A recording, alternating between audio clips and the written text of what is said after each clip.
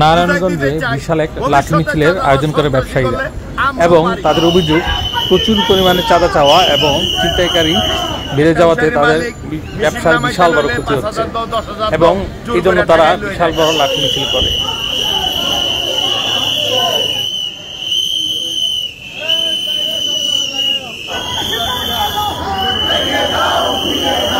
আমাদের কিছু দুষ্কৃতিকারী, কিছু চাঁদাবাজ, এরা মার্কেটে আইসা মালিক মহাজনদের জোর জবরদস্তি চাঁদাবাজি করে, তাদের বিরুদ্ধে আমরা এই ঘোষণা লাড়ি।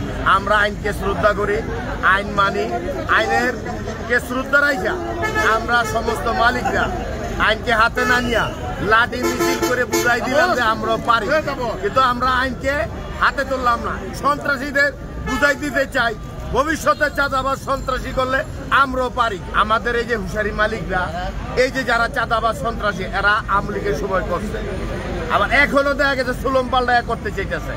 তাদের এই সুযোগ দেওয়া হবে না।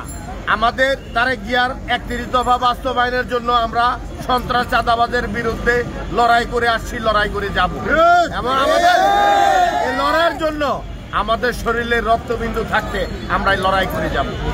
আমরা জনগণ আমাদের ভোটটা নির্বাচিত করেছে। আজকে জনগণ এই হুঁশিয়ারির মালিকের নির্বাচিত প্রতিনিধি। আমি বাচ্চা থাকতে তাদেরকে এইভাবে হেও করবে, চাঁদাবাজরা চাঁদাবাজি নিতে আসবে, আমি বসে থাকতে পারবো না। এই ছিনতাইকারী চাঁদাবাজ এই নয়মাটি এলাকাটা প্রায় সময় ডিস্টার্ব করে। তারা একটা হুঁশিয়ারির মালিক মেশিন নামাইতে লইলে ৫,০০০ দাও, ১০,০০০ দাও, জোর করে ঠেকাই লয়ে যায়। কারণ একটা পাইকার দেড়াইয়া একটা ছিনতাই করে লয়ে যায় ভোরবেলা। এই ভোরবেলা ৬টা বাজে, ৬টার থেকে ৮টা পর্যন্ত এই সময়টার মধ্যে তারা এই ছিনতাইকারীটি করে।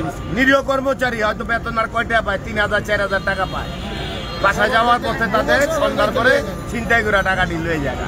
এইগুলো তো আমরা বসে থাকতে পারি না, কারণ এখন তার ছিনতাইয়ের যুগ না।